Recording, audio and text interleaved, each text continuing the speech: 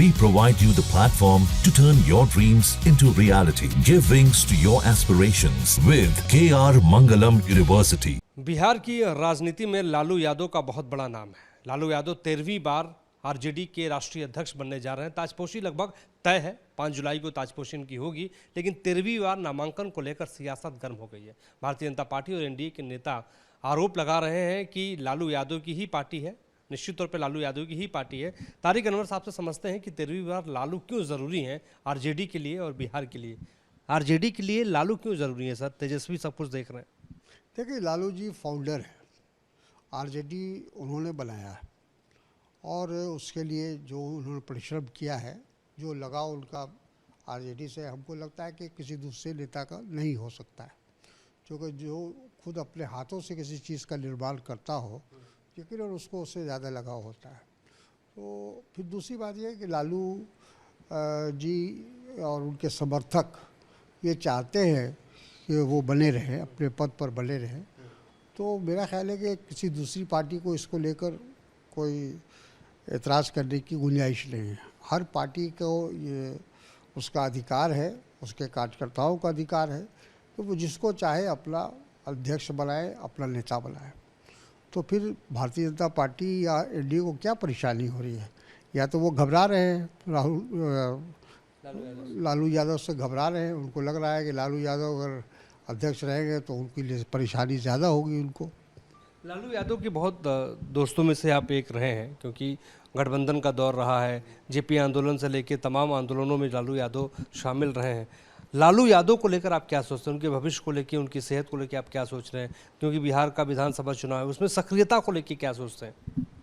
नहीं, ठीक है, एज तो एक बड़ा फैक्टर होता है। हम लोग को भी उस दौर से गुजरना पड़ रहा है, लेकिन लालू जी के जहाँ तक राजनीतिक सोच का सवाल है, उनके पूरे राजनीतिक कैरियर में, राजनीतिक जीवन में उन्होंने हमेशा भी जो कॉमनल फोर्सेस का उन्होंने हमेशा विरोध किया है। एक अच्छी बात उनकी ये रही है। सर, एक और सवाल है, क्योंकि अब चुनाव नज़दीक है, 5 तारीख को ताजपोशी बहरहाल तो हो ही जाएगी लालू यादव की। अब तक सीट शेयरिंग को लेकर कोई मुकम्मल बातचीत नहीं हो पाई है।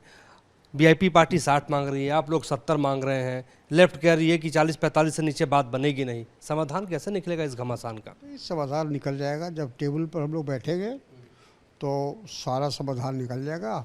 हमारा ये मानना है कि जिस पार्टी की जो क्षमता है उसके अनुसार उसको टिकट या उसको सीट मिलनी चाहिए।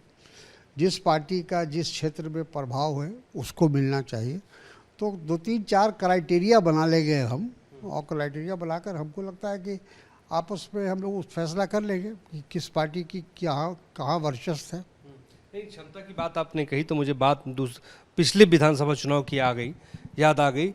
आपकी क्षमता के अनुसार तो आपको सीटें क्षमता से ज़्यादा मिल गई थी, 70 मिल गई थी, और आप 20 सीट भी नहीं जीत पाए थे।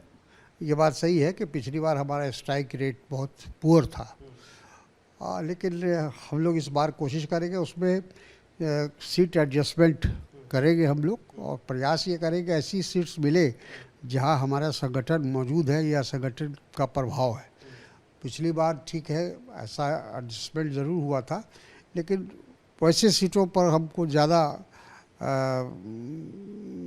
मौका मिला या अवसर मिला जहां हमारा संगठन कमज़ोर था। तो आपको ये लगता है कि पिछली बार गलती हुई है? उन सीटों को आपने ले लिया जहां आप जीत नहीं सकते थे, जहां आपकी ज़मीन नहीं थी। बिल्कुल, हमको लगता है कि हम लोग नंबर्स पर ज़्यादा ध्यान दिया हम लोगों ने, और सीट की जो उसकी जो बैकग्राउंड है या जो उसका रहा है समीकरण है, उस पर ध्यान कम दिया हम लोगों ने, और जिसकी वजह से हम लोग का स्ट्राइक रेट बहुत पुअर था। स्ट्राइक रेट पिछली बार पुअर था, लेकिन इस बार स्ट्राइक रेट को बेहतर करने के लिए, सुधारने के लिए कितनी सीटों पर लड़ना चाहते हैं? ये अभी कोई फैसला हम तो अकेले ले नहीं सकते हैं। ये हमारे कांग्रेस का नेतृत्व, कांग्रेस लीडरशिप लेगा कि कितनी सीटों पर फाइनली हम सीटों पर लड़ना चाहिए सर। फाइनल करें, वो फैसला हाईकमांड करेगा। हमारा तमाम जो स्टेट की लीडरशिप है उनसे बातचीत करके हाईकमांड फैसला करेगा क्या करना चाहिए, क्या संगठन के लिए क्या उचित होगा, वो फैसला लेगा। एक बात बड़ी कही आपने, विनेबिलिटी इज़ इम्पॉर्टेंट, है ना, जिताऊ सीटों को ही चयन करना चाहिए। तो आपको क्या आप सुझाव देना चाहेंगे पार्टी को कि भाई इस बार आप जिताऊ सीटों को ही केंद्रित करके बात करिए जो है तेजस्वी यादव से? बिल्कुल, हम लोग का प्रयास यही है और हमको लगता है कि कांग्रेस पार्टी का सेंट्रल लीडरशिप भी यही चाहता है कि हमको ऐसी सीट मिले जिसका हम जिस पर अच्छा परिणाम दे सकें। हम गिनती के लिए सीट नहीं चाहते हैं, सिर्फ गिनती गिनाने के लिए सीट लेकर और फिर उसका पुअर शो हो, वो अच्छा नहीं है। एक आखिरी सवाल मैं पूछूंगा, क्योंकि आप डिसिप्लिनरी कमेटी के कन्वीनर भी हैं, एक तरीके से सुप्रीमो भी आप हैं और महासचिव, और पार्टी को आपने, कांग्रेस पार्टी को बहुत करीबी से देखा है और चलाया भी है पार्टी को एक वक्त में। आपने एक ट्वीट कर दिया है शक्ति सिंह गोहिल को लेकर और कहा कि भाई बड़ा अच्छा किया आपने इस्तीफा दे दिया। कांग्रेस पार्टी में कोई ऐसा नेता आजकल, आज के दौर में तो मैं नहीं देखता हूं कि जो किसी के इस्तीफे की तारीफ करे। नहीं, देखिए, कांग्रेस की ये पुरानी परंपरा रही है। कांग्रेस के बड़े से बड़े नेताओं ने भी अपने जिम्मेदारी को मानते हुए अपने पद से इस्तीफा दिया है। उसका सबसे बड़ा ज्वलंत उदाहरण राहुल गांधी हैं, को 2019 में वो कांग्रेस अध्यक्ष थे और उनकी अध्यक्षता में पार्टी हार गई थी, तो उन्होंने फ़ौरन अपना इस्तीफ़ा पेश कर दिया वर्किंग कमेटी को।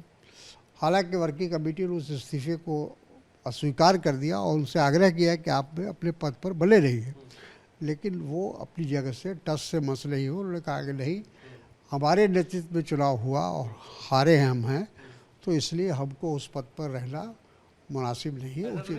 तारीफ आप किसी और की करके निशाना कहीं और साध रहे हैं। बहुत सारे ऐसे नेता हैं जो जवाबदेही से भागते हैं। नहीं, मेरा किसी व्यक्ति विशेष पर निशाना नहीं है, मैं तो पूरी पार्टी के लिए कह रहा हूँ। उसमें मैं भी अपने आप को शामिल करता हूँ कि हम भी अगर किसी पार्टी के किसी जिम्मेदार पद पर हैं तो हमको भी ये बात देखना चाहिए कि अगर उसके साथ हम ईमानदारी नहीं निभा पा रहे हैं और परफॉर्मेंस हमारा पुअर है, तो हमको अपने आप को विड्रॉ कर लेना चाहिए। Thank you so much sir, हमसे बातचीत करने के लिए। तारिक अनवर साहब कटिहार से लोकसभा सांसद, पार्टी के बड़े नेताओं में से एक रहे हैं और अभी भी हैं कांग्रेस पार्टी के पूर्व महासचिव, जिनका साफ ये कहना है कि जवाबदेही तो तय होनी ही चाहिए, जिसमें ये भी शामिल है।